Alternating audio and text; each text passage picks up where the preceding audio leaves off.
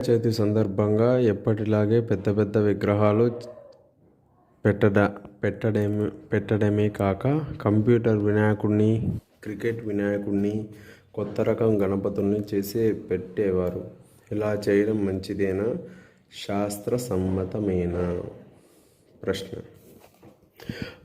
జవాబు: భగవంతుని మన భావానుగుణంగా మలుచుకోవడం, వ్యక్తిగతంగా ఎవరి అభీష్టం వారిదేనని ఊరుకోవచ్చు.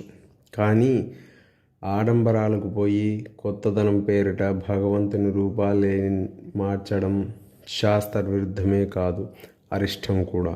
అది వైపరీత్యాలకు దారితీస్తుంది. దేవతా ప్రతిమ అనేది ఆగమ శాస్త్రాలకు అనుగుణంగా ఉండాలి.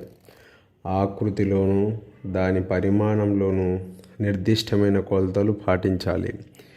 విగ్రహ పరిమాణం పెరుగుతున్న కొద్దీ శాంత్యాధికాలు ఎక్కువగా జరగాలి.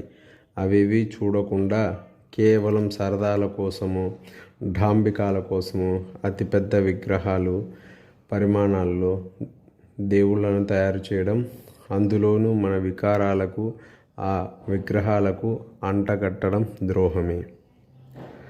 యశ్శాస్త్ర విధిముత్సృజ్య వర్తతే కామకారతః నచ సిద్ధిమవాప్నోతి న సుఖం న పరాంగతిం. భగవద్గీత. శాస్త్ర విధిని విడిచిపెట్టి ఇష్టానుసారం ప్రవర్తించే వానికి సిద్ధి లభించదు.